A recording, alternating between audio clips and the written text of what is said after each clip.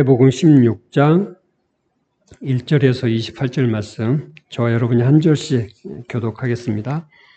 바리새인과 사두개인들이 와서 예수를 시험하여 하늘로서 오는 표적 보이기를 청하니, 예수께서 대답하여 가시되 너희가 저녁에 하늘이 부르면 날이 좋겠다.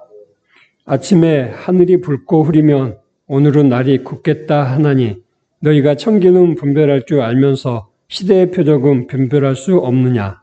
악하고 음란한 세가 표적을 받아 요나의 표적 밖에는 표적이 없느니라 하시고 저희를 떠나가시다. 제자들이 건너편으로 갈새 떡 가져가기를 잊었더니 예수께서 이르시되 상가 바리새인과 사두개인들의 무릎을 주어라 하시며 제자들이 서로 논의하여 가로되 우리가 떡을 가져오지 아니하였도다 하거늘, 예수께서 아시고 가라사대 믿음이 적은 자라 어찌 떡이 없으므로 서로 물으나.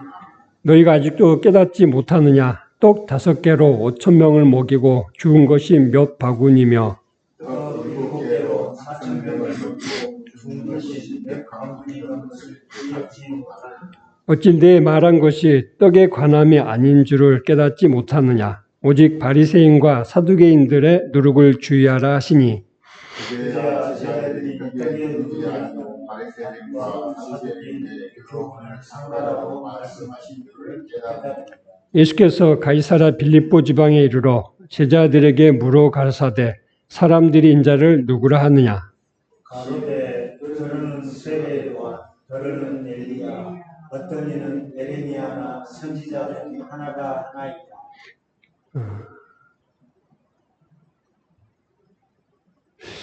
가라사대 너희는 나를 누구라 하느냐. 시몬 베드로가 대답하여 주는 그리스도시요 살아계신 하나님의 아들이시니라. 예수께서 대답하여 가사대 바요나 시몬아 내가 복이 있도다.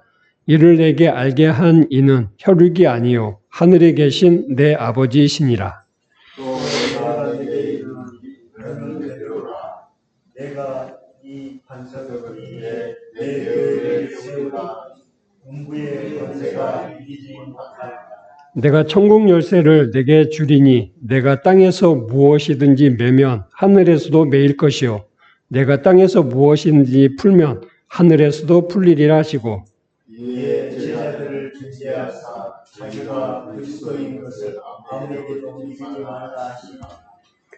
이때 예수 그리스도께서 자기가 예루살렘에 올라가 장로들과 대제사장들과 서기관들에게 많은 고난을 받고 죽임을 당하고 제3일에 살아나야 할 것을 제자들에게 비로소 가르치시니, 베드로가 예수를 부르고 하나여 하되 주여 그리 마옵소서. 이 일이 결코 주에게 미치지 아니하리이다. 예수께서 돌이키시며 베드로에게 이르시되 사단아 내 뒤로 물러가라. 너는 나를 넘어지게 하는 자로다. 내가 하나님의 일을 생각지 아니하고 도리어 사람의 일을 생각하는도다 하시고, 이에 예수께서 제자들에게 이르시되 아무든지 나를 따라오거든 자기를 부인하고 자기 십자가를 지고 나를 쫓을 것이나. 누구든지 제 목숨을 구원코자 하면 잃을 것이요 누구든지 나를 위하여 제 목숨을 잃으면 찾으리라.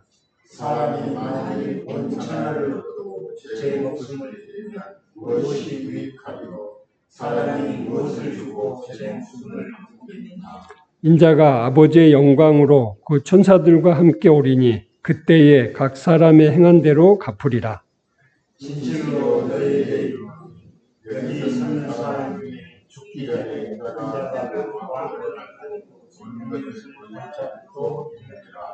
이 말씀은 하나님의 말씀입니다. 아멘. 예.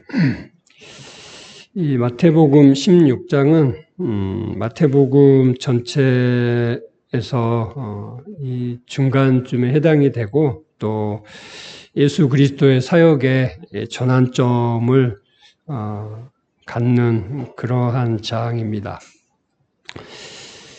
이 16장을 키아준 구조로 이렇게 구분을 해보면 우리 성경책 보는 것처럼 이렇게 구분을 해볼 수 있는데, 이 16장 이 자체만 가지고 구분을 해보자면, 이 표적이라고 하는 이 단어를 중심으로 볼 수가 있습니다. 물론 뭐 다른 관점으로도 얼마든지 볼 수가 있는데, 제가 보는 관점에서는 이 표적이라고 하는 것을 중심으로 보는 것이 마태복음 16장을 올바르게 보는 하나의 좋은 어떤 구조고 방법이다, 이렇게 생각이 됩니다.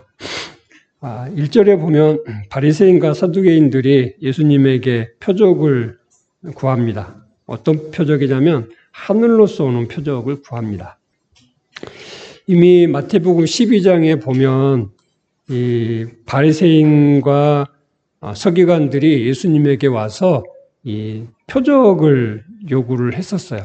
그러니까 예수님께서 이 요나의 표적을 예로 들면서 말씀을 하셨죠. 구체적으로 이렇게 이 표적에 대해서 말씀을 하셨고, 그런 다음에 이 솔로몬을 보기 위해서 왔던 남방 여왕, 그리고 이 요나의 이 전도를 받고 회개했던 니느웨 사람들, 이 사람들이 그 당시의 표적을 통해서 하나님께 회개했던 이런 예시를 들면서 이 시대의 표적이신 예수 그리스도로 말미암아 이 심판과 구원이 갈라진다라고 하는 이 이야기를 했었습니다.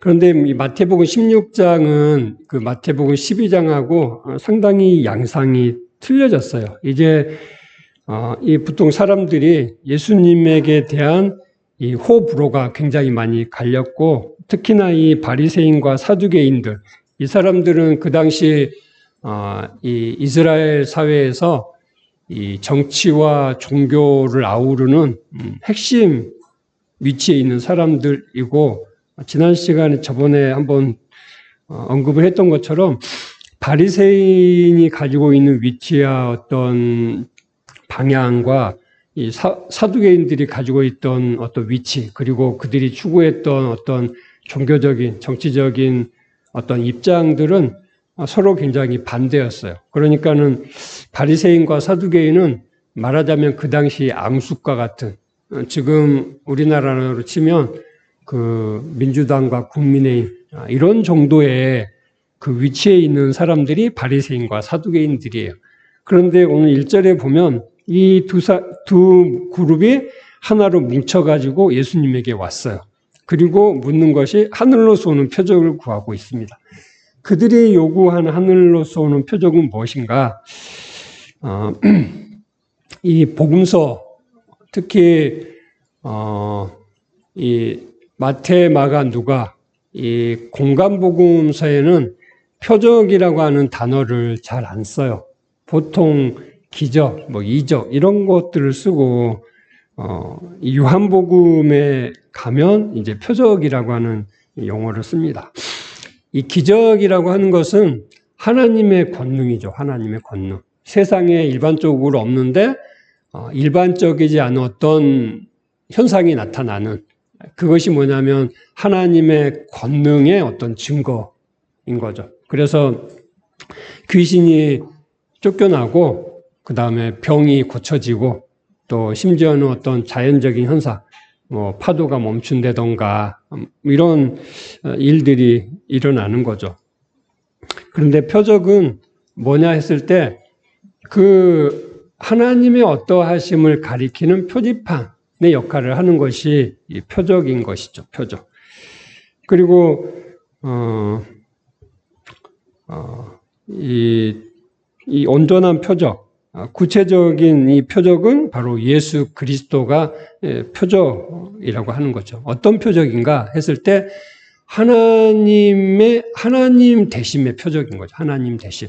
하나님께서 이 땅을 사랑하셔서 이 땅을 구원하시기 위해서 구원자로 오셨고, 그 구원의 일들을 이루신 그 존재라고 하는 이 표적인 것이죠. 그것이 이제 마태복음 그 16장 이 뒷부분에 가면 이 요나의 표적에 실제인 예수님께서 고난을 당하시고 죽으시고 그리고 사흘 만에 살아나는 이 일들을 통해서 예수 그리스도께서 이 온전한 이 시대의 표적이다라고 하는 것을 나타내 보여주고 있습니다. 그래서 예수님은 이제 열심히 사역을 하셨죠. 병자를 고치시고 그리고 귀신 들린 자에게서 귀신을 쫓아내고 그리고 하늘의 비밀한 어떤 이 하나님 나라의 어떤 원리들 이런 것들을 이제 설명을 해주시고 이런 일들을 숱하게 했는데 요한복음 20장에 보면 요한 사도는 그렇게 기록을 합니다. 이 예수 그리스도께서 행하신 이 표적을 기적을 이 기록한다고 그러면 이 세상에 있는 종이가 부족해서 다 기록을 못한다. 이렇게 이 기록을 하고 있는데 상당히 과장된 표현일 수 있는데 그만큼 이제 예수님께서 예수님 공생에 이 세상을 살아가시면서 그만큼 많은 기적들을 행하셨다. 그런 얘기인 거죠. 그럼에도 불구하고 오늘 바리새인과 사두개인들이 예수님에게 와서 하늘로서 오는 표적을 보여달라. 이렇게 얘기하는데 여기서 이제 보이기를 청하니 이렇게 하면 되게 좀 유순하게 보이지만 이것은 굉장히 난폭한 요구예요. 난폭한 요구. 이 헬라어 단어에도 보면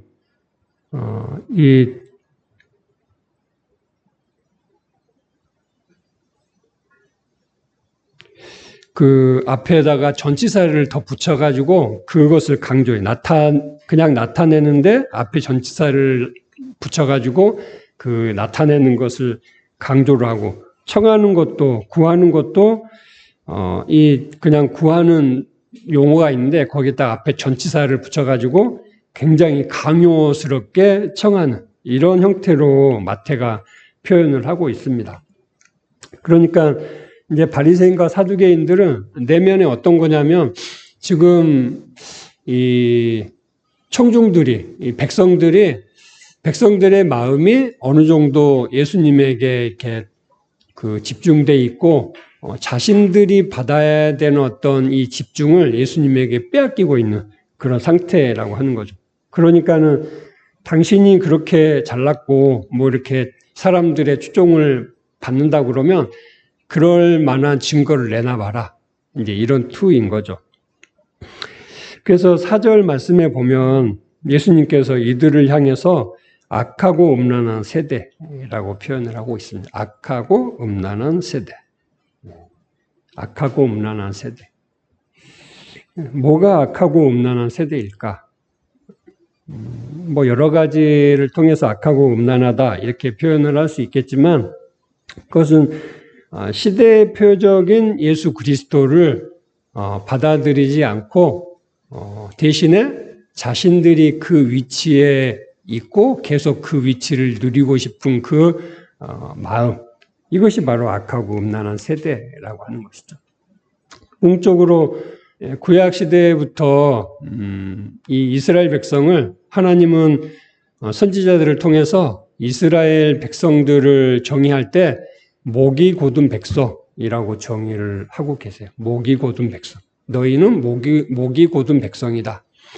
하나님께서 아무리 놀라운 일들을 행하셔도 그들이 하나님을 믿고 따르지 않고 자신들의 어떤 그 외적인 유익을 위해서 하나님을 저버리고 이방인들을 추종하고 이방 신들을 추종하는 이러한 현상들을 가리켜서 하나님은 그들을 목이 곧은 백성이다. 이렇게 표현을 하고 있는 것이죠. 하나님을 하나님으로 여기지 않는 그 마음이 바로 목이 곧은 백성인 거죠. 오늘 예수님은 이스라엘 백성들, 그 이스라엘 백성들을 향해서 악하고 음란한 세대다. 이렇게 표현을 하고 있습니다. 만약에 오늘 우리가 하나님을, 그러니까 예수 그리스도를 온전히 받아들이지 않으면, 예수 그리스도로 우리가 살아가지 않으면, 내가 죽고 그리스도가 사시는 그 삶을 살아가지 않으면 오늘 우리도 이 바리새인과 사두개인들과 같이 악하고 음란한 세대, 목이 굳은 백성이라고 그렇게 정의가 되겠죠.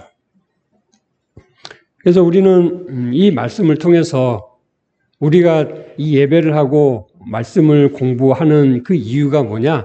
하나님을 바로 알고 예수 그리스도를 바로 알고, 그래서 우리의 삶이 하나님이 원하시는, 하나님이 이끄시는, 하나님이 살게 하시는 그 삶을 살아가는, 그 삶을 살아가기 위한 목적인 것이죠.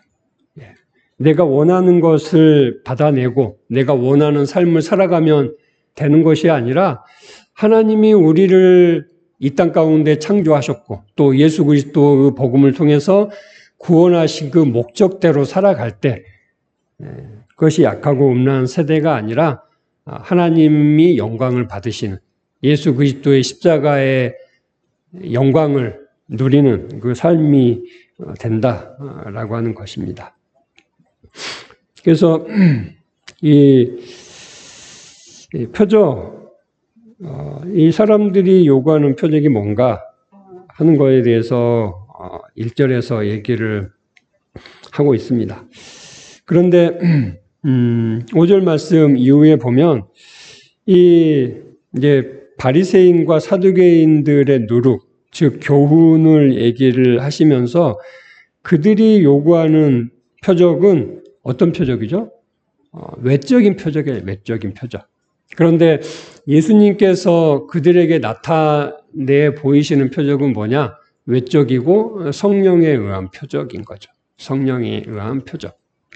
제가 얼마 전에 한두 달 전에 이제 내 동기 목사하고 이런저런 얘기를 하다가 예수님께서 성령의 세례를 받으시고 성령의 임재 가운데 공생애를 사셨고 사역을 했다, 이런 표현을 했더니 그 친구가 좀 의아스럽게 이렇게 보면서 그거 좀 이단적인데 이렇게 얘기를 하더라고요. 여러분들은 어떤가요? 성경적인 이 말인 것 같아요? 아니면 이단적인 말인 것 같아요? 예수님께서 성령의 세례를 받고 성령에 의해서 사역을 했다. 이단적이 아니고 성경적인 이야기입니다. 예수님은 철저하게 자신의 능력이나 자신의 어떤 의지로 사신 것이 아니라 성령의 임재를 통해서, 성령의 인도하심을 통해서 살으셨어요. 그래서 예수님께서 이 표적, 하늘로서 오는 표적이 되었던 것은 그가 그 안에 성령께서 그 일들을 행하셨기 때문에 그렇게 되는 것이죠. 그러면 우리가 예수 그리스도를 볼 때 그 육신적인 예수 그리스도를 바라보면 우리는 이 악하고 음란한 세대와 같이 표면적인 이 표적을 요구하는 사람일 수밖에 없는 거죠. 예수 그리스도의 이면적인, 즉 성령께서 일하시는 그것을 우리가 바라볼 수 있을 때 바로 올바른 예수 그리스도의 교훈, 즉 그 참다운 이 시대적인 표적으로서의 예수 그리스도를 우리가 보고 또 알 수 있게 된다라고 하는 것입니다. 그것에 대해서 예수님께서 이제 자신을 누구라고 어떻게 보는지 13절 말씀 이후에 물어보죠. 그러니까 세례 요한, 엘리야, 에레미야 또는 이제 선지자 중에 한 사람이라고 얘기를 했을 때 그 다른 사람 얘기 말고 바로 너희들은 나를 누구라 하느냐. 15절 말씀에 이렇게 부르죠. 이 너희라고 하는 것이 굉장히 강조가 돼 있어요. 다른 사람 말고 바로 너가 지금 한 2년여 이제 같이 보냈겠잖아요. 2년여 동안 같이 생사고락을 함께 하면서 자신이 행하는 기적과 그 말씀들을 다 보고 들었는데, 그런 결과로 너희는 나를 어떻게 누구라고 어떻게 판단하느냐라고 물어보셨을 때 16절에 예수님 그 베드로가 예수님을 당신은 그리스도이십니다. 그리고 살아계신 하나님의 아들이십니다. 이렇게 고백을 합니다. 그리스도입니다 라고 할 때 그냥 그리스도가 아니고, 그리스도는 기름 부음 받는 자잖아요. 구약의 이 왕, 선지자, 이 제사장, 이런 사람들이 기름 부음을 받은 자들이었어요. 그러니까 그냥 기름 부음 받은 자, 그냥 그리스도라고 그러면 그 모든 사람들을 아우르지만, 이 베드로가 얘기하는 이 그리스도는 바로 그 그리스도다. 바로 그 그리스도다라고 얘기를 합니다. 바로 그 그리스도가 누구냐 하면, 구약 성경 내내 이 선지자들이 예언했던 바로 그 구원자다라고 하는 거예요. 세상 말에 이 세상 가운데 오셔서 이 세상을 구원할 바로 그 구원자다라고 하는 얘기를 합니다.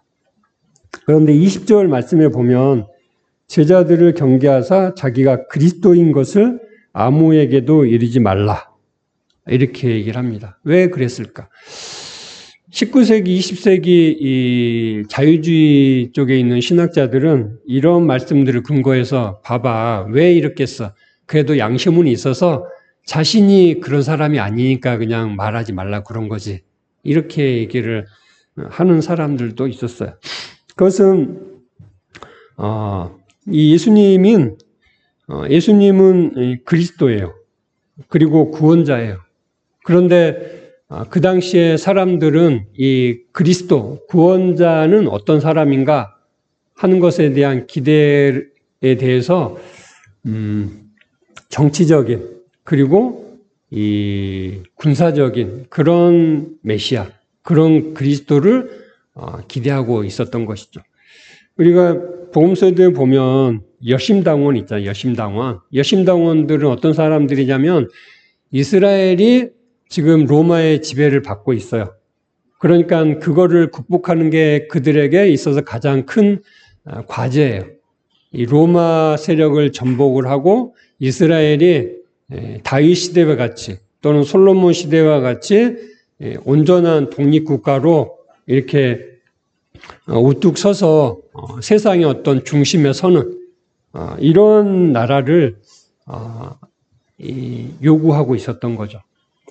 여심당원뿐만 아니라 대부분의 사람들이, 대부분의 이 당시 이 이스라엘 백성들이 생각하는 메시아는 바로 그런 사람이었어요.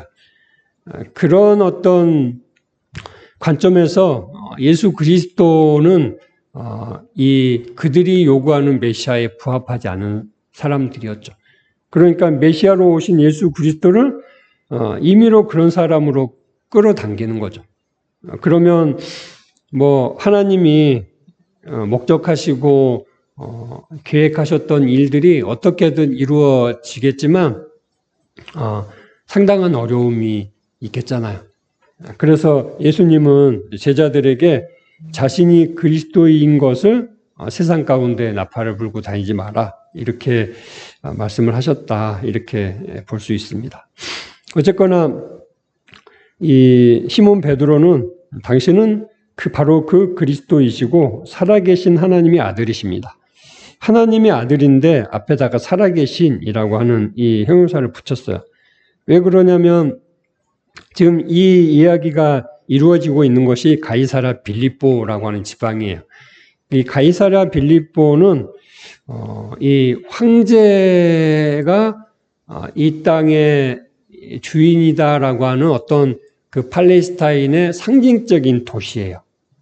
그리고 이 당시에는 황제 숭배가 공공연하게 이루어지는 시대였고, 또 이 가이사랴 빌립보 지방에는 다른 지방보다 훨씬 이 우상 숭배가 만연했던 어떤 우상 숭배의 중심지와 같은 그런 도시였다고 해요.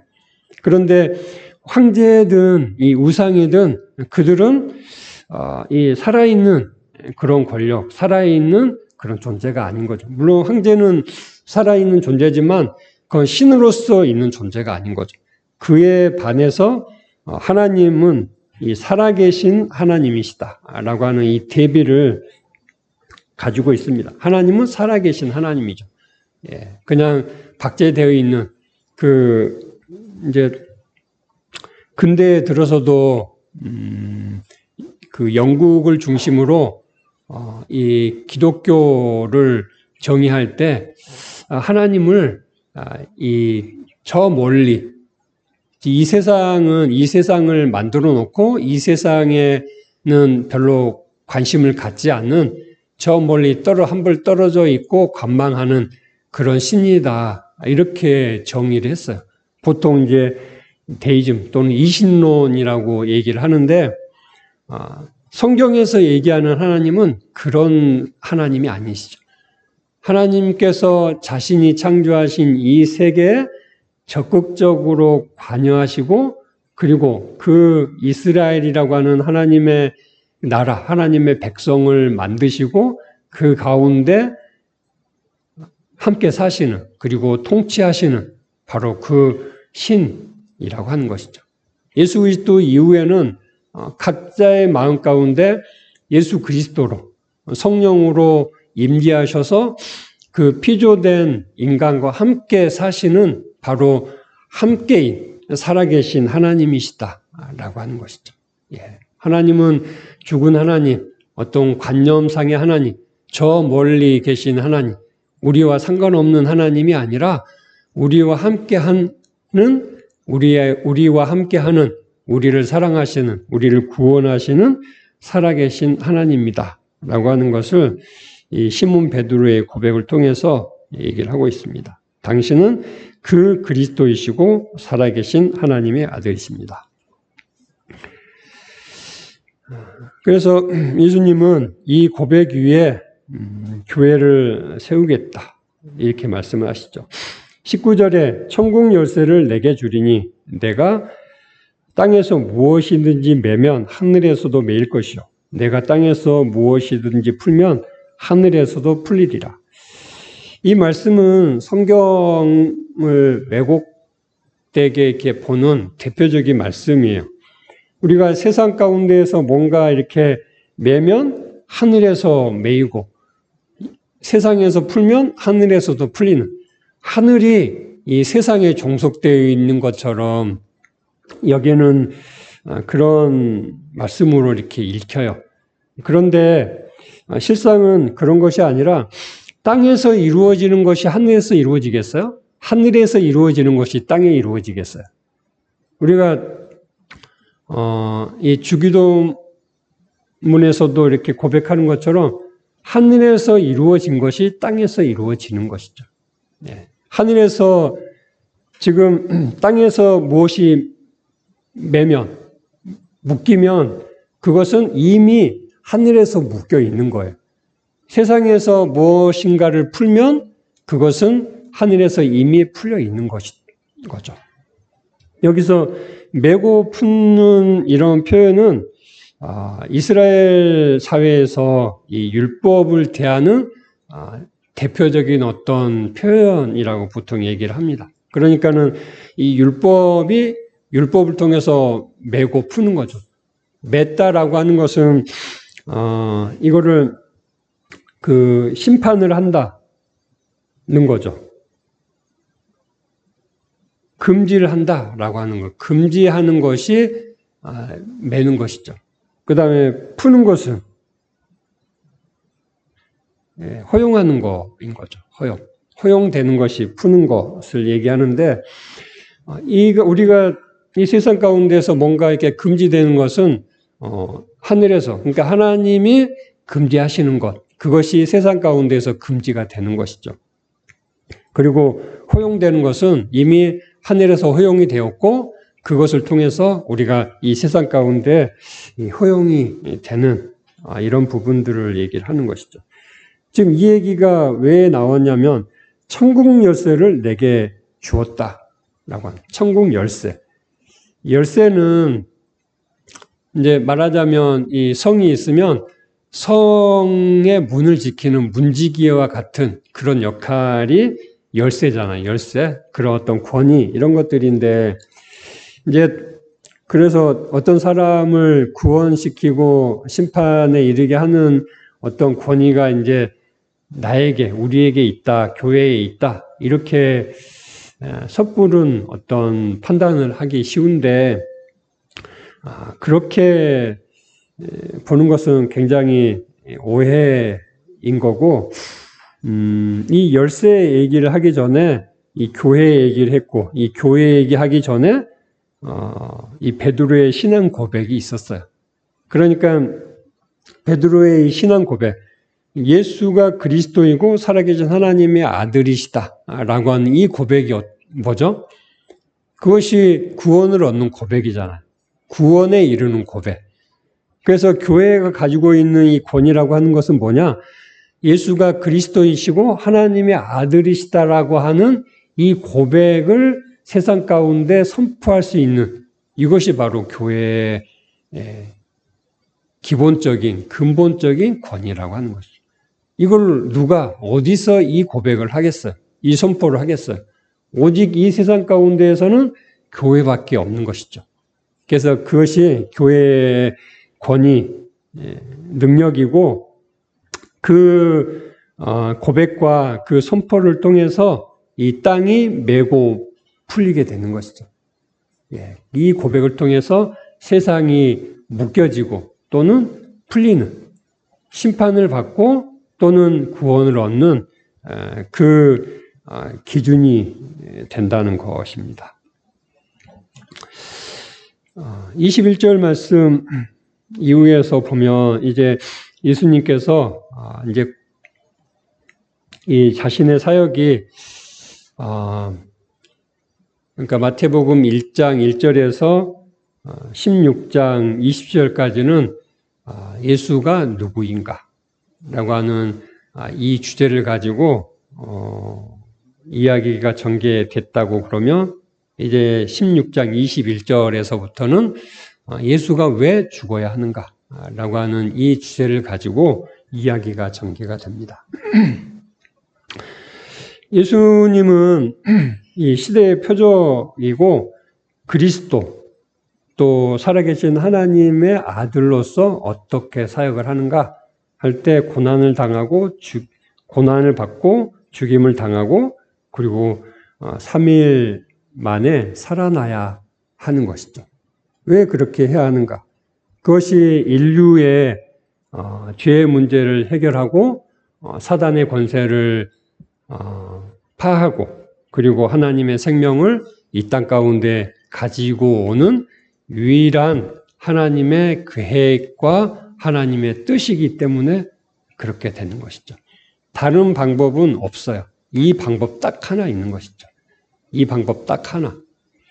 그것을 예수 그리스도께서 이제 행하고 계시는 것입니다. 아마 이 베드로를 위시해서 이 제자들은 예수님께서 이 이야기를 했을 때 너무 당혹스러웠어요. 그러니까는 그 뒤에 보면 22절에 베드로가 즉시 그렇게 하지, 그것을 가로막잖아요. 당신은 이 고난을 받고 죽임을 당하는 이 일을 제가 허락하지 않겠습니다. 내가 온몸으로 맡겠습니다. 이렇게 얘기를 하고 있는 것이잖아요. 너무 이렇게 인간적이고 바람직한 어떤 반응일 것 같아요. 이 반응에 대해서 반대하는 사람은 아마 아무도 없을 것 같아요. 저도 이렇게 간혹 생각을 해보면 예전에 이제 교회 다니고 신앙생활 했을 때 어떤 교회에 대한 신앙에 대한 열심을 가지고 교회 어떤 문제 또는 목사님이 어떤 그 안위의 문제 이런 것들이 있을 때 어떤 의협심이나 정의감을 가지고 또는 믿음을 가지고 그것에 온몸으로 저항하고 또 이렇게 막아섰던 그런 어떤 경험이 있었던 것 같아요. 아마 그때마다 예수님은 베드로를 책망했던 것처럼 저에게도 이런 사단아 내 뒤로 물러가라 그렇게 하셨을 것 같아요. 그만큼 어떤 이 사두개인과 바리새인들 그리고 지금 현재 제자들과 같이 예수가 누구신지 모르는, 예수의 사역이 무엇인지 모르는, 십자가가 의미하는 것이 뭔지 모르는, 복음이 뭔지 잘 모르는 그런 막막한 상태에서 신앙생활을 해왔던 것이죠. 그런데 오늘 이 말씀을 통해서 예수님은 복음은 세상의 관점에서 요구하는, 또 세상의 관점에서 바라는 그러한 것이 아니다. 세상이 요구하는 구원은 어떤 것이죠? 영광이잖아요. 영광. 영광스러운 것이 구원이에요. 결코 이 심판과 이 죽음이 구원이라고 생각하는 사람은 이 세상 가운데 한 사람도 없어요. 그러니까 이 베드로도 예수님께서 이 장로들과 대제사장들과 서기관들에 의해서 고난을 받고 죽임을 당할 것이다. 이렇게 얘기를 하니까 즉시 반박을 하는 것이죠. 예수님은 그 길을 지금 걸어가고 계세요. 많은 사람들이 기적을 예수님께서 행했을 때 그것에 몰두하고 그것을 쫓아가고 그것에 의해서 심지어 예수님을 왕으로 삼으려고 하는 그러한 어떤 시도까지도 있었어요. 하지만 그것은 하나님의 구원의 방법이 아니었던 거죠. 그것으로는 이 세상을, 인류를 구원할 수가 없어요. 인류를 구원하는 단 하나, 유일한 방법은 예수 그리스도께서 고난을 받고 죽임을 당하고 3일 만에 살아나는 이 부활을 통해서 이루어지는 것이죠.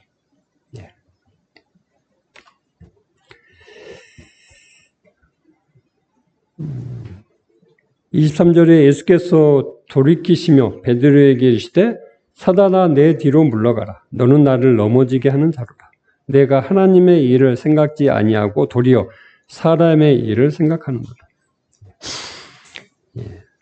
하나님은 심판을 통해서 우리를 구원하십니다. 사람의 생각은 이 세상 가운데 모든 영광을 끌어모아서 그것을 구원으로 연결하려고 하는 것이죠. 24절 말씀에 이에 예수께서 제자들에게 이르시되 아무든지 나를 따라오려거든 자기를 부인하고 자기 십자가를 지고 나를 쫓을 것이니라. 예수님을 따라오려면, 그러니까 예수 그리스도를 통해서 구원을 얻으려면 자기를 부인해야 하는 거죠. 자기를 부인한다. 자기를 부인한다. 어려운 일이죠. 내가 아닌 것으로 인정을 한다. 이게 관념적으로는 이렇게 인식을 할 수 있지만 내가 내 자신을 부인하는 게 뭔지 여러분들 아세요? 내가 아닌 것이 뭐죠?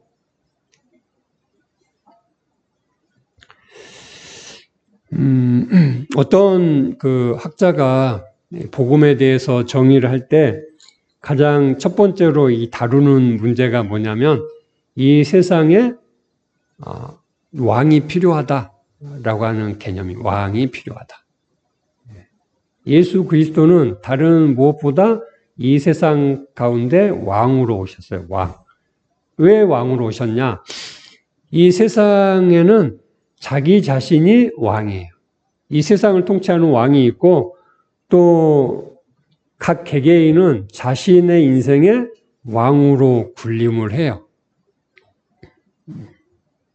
자기를 부인한다는 것은 내가 내 인생의 왕이 아니라 예수 그리스도께서 내 인생의 왕이다 라고 하는 것에 대한 고백인 거죠. 우리가 이것을 고백하기는 쉬워요. 내가 내 인생의 주인이 아니고 내 인생의 주인은 그리스도이십니다. 이렇게 고백하기는 쉽지만 그런 삶을 살아가기는 상당히 어렵고 어려울 정도가 아니라 불가능하죠. 불가능해. 우리가 그런 삶을 살아가지 못하기 때문에 하나님은 우리에게 성령을 보내주셔서 성령을 통해서 내가 죽고 그리스도가 사시는, 내가 주인이 아닌 그리스도가 주인인 그런 삶을 살게 해 주십니다. 우리가 그런 삶을 어떻게 살 수 있는가? 예수 그리스도의 삶을 통해서 우리가 나도 그런 삶을 살 수 있다. 이렇게 볼 수 있는 것이죠. 예수 그리스도는 유일무이하게 그 길을 걸어가는 것이 아니라 모든 인류가 걸어가야 할 그 길을 먼저 걸어가신 분이에요. 먼저 걸어가신 분. 그리고 이제 예수 그리스도를 따라가는 그 길을 걸어가는 모든 사람이 바로 하나님의 구원을 얻는, 구원이라고 하는 이 가치나 개념에 대해서도 우리가 좀 깊이 다룰 부분이 있는데, 그냥 근본적으로 성경이 얘기하는 구원은 하나님의 생명의 회복, 이것이 바로 이 구원인 거죠. 하나님의 생명을 회복한 그 상태가 바로 구원입니다. 예수 그리스도를 따라가는 그 삶은 하나님의 생명을 회복한 그 삶을 살아가는 것이죠. 그것이 자기를 부인하는 것이고, 자기를 부인하는 것은 자기 십자가를 지는 거예요. 어떻게 자기가 부인이 되느냐? 자기 십자가를 지는 것이죠. 십자가는 뭔가요? 예수 그리스도를 죽인 도구였잖아요. 내 자아를 죽이는 도구, 그것이 바로 십자가라고 하는 것이죠. 우리는 각 개개인마다 예수 그리스도의 십자가와 함께 못 박힌 것처럼 우리 각 개개인이 십자가를 짊어지고 있어요. 그리고 매일 매순간 우리 자신을 그 십자가에 못 박아야 하는 것이죠. 그리고 예수 그리스도를 쫓는 거예요. 나를 쫓을 것이니라. 여기서 쫓는다라고 하는 의미는 같은 길을 걷는 것을 의미해요. 같은 길을 걷는 것. 예수 그리스도와 같은 길을 걷는 거죠.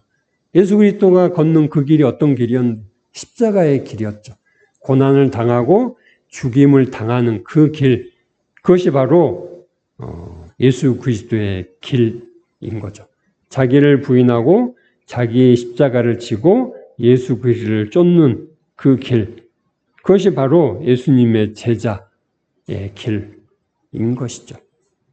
오늘 우리가 예수 그리스도를 말미암아 구원을 얻고 이제 구원 얻은 삶을 살아가는 유일한 바로 그 길, 자기를 부인하고 자기 십자가를 지고 예수 그리스도를 쫓는 바로 그 길입니다.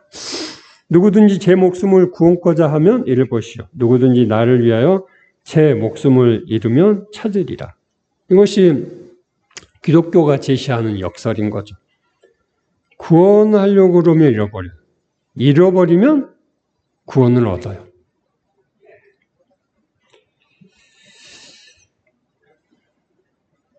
너무 확연하죠.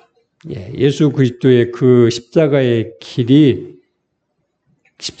길은 내가 죽는 거예요. 내가 죽으면 살고, 내가 살면 죽어요.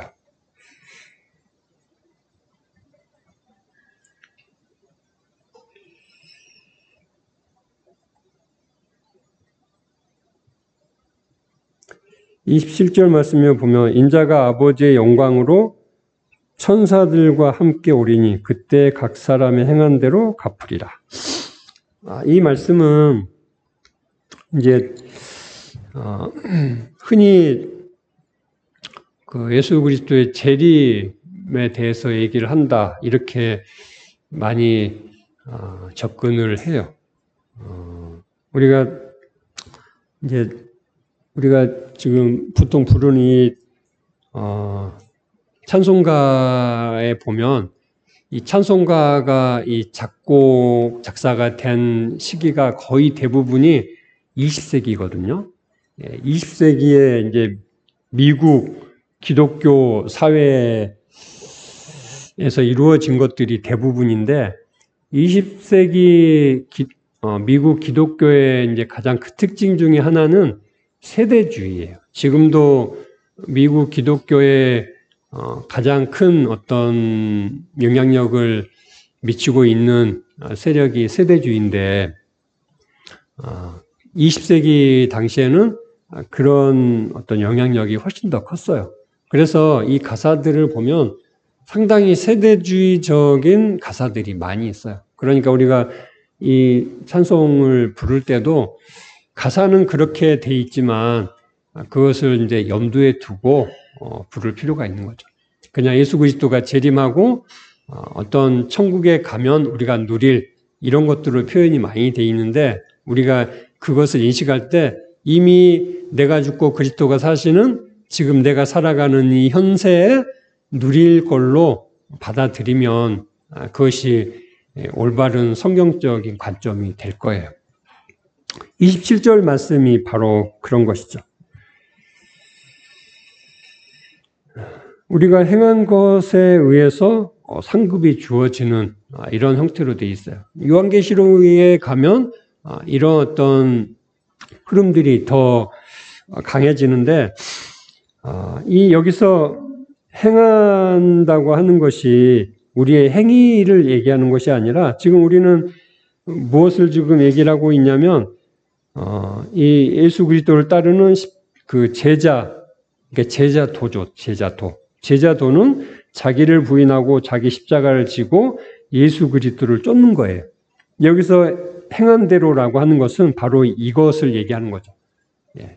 우리가 자기 자신을 부인하고 자기 십자가를 지고 예수 그리스도를 쫓는 그 삶을 살아갈 때 그 삶이 바로 구원 얻은 삶이다 라고 하는 것이죠. 그것은 미래에 우리가 죽고 또는 예수 그리스도가 재림하면 확인이 되는 그 어떤 실제가 아니라 지금 현재 우리가 살아가는 이 삶 가운데에서 확인이 되는 그러한 이 구원의 삶이라고 하는 것을 얘기를 합니다. 그리고 이제 28절 마지막 절에 보면 진실로 너에게 이르노니 여기 섰는 사람 중에 죽기 전에 인자가 그 왕권을 가지고 오는 것을 볼 자들도 있느니라. 그리고 이제 17절에 보면 이 변화산의 어떤 사건들이 일어나게 되는데 그것에 대한 설명이라고 볼 수가 있는 거죠. 예수 그리스도께서 변화산에서 이 천상의 모습으로 변화가 되는 것이죠. 그것은 뭐 많은 관점에서 이 설명이 되겠지만 예수 그리스도가 어떤 존재인가 하는 것에 대해서 말씀을 하고 있는 것이죠. 그리고 예수 그리스도는 이제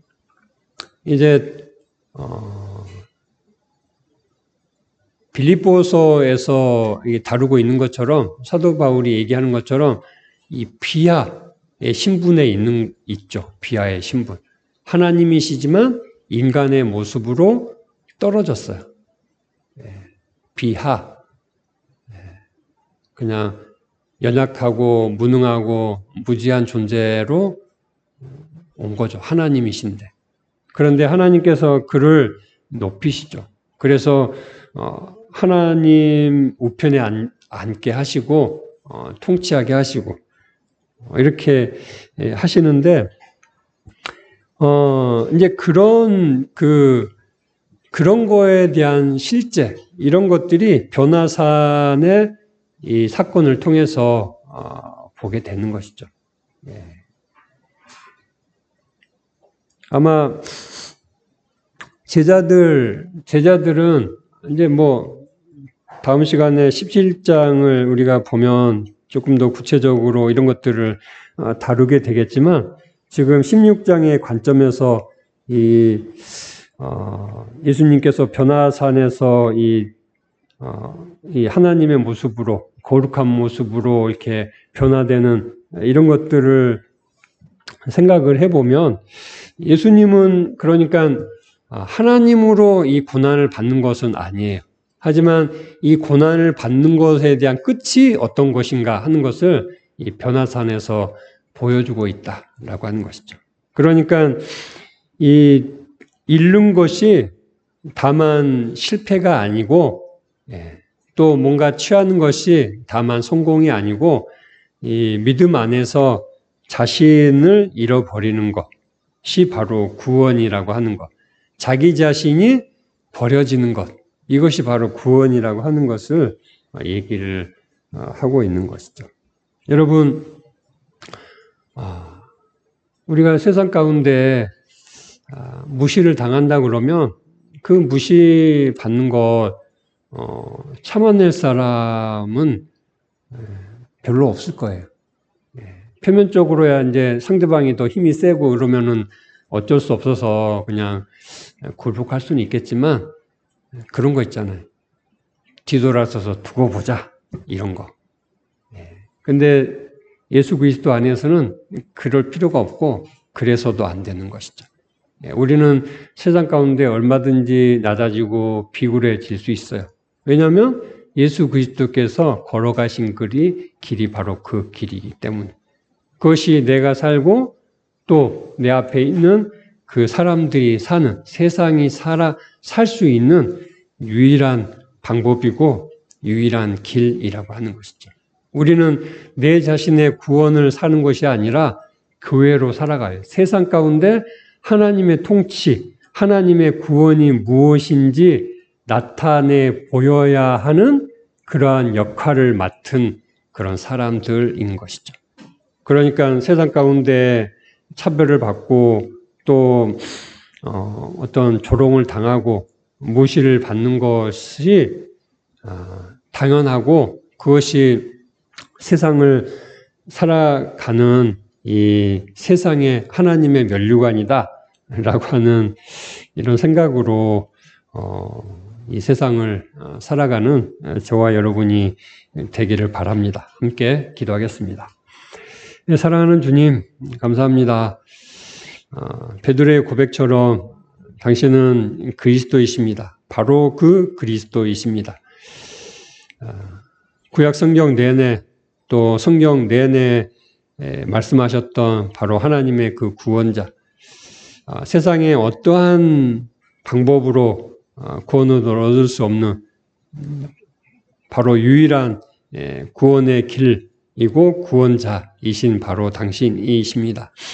그러기에 우리가 우리의 어떤 생각이나 우리의 의지나 우리의 노력으로 구원을 이룰 수 없고 오직 예수 그리스도 안에서만 이 구원을 얻고 구원을 누리고 구원을 살아낼 수 있습니다.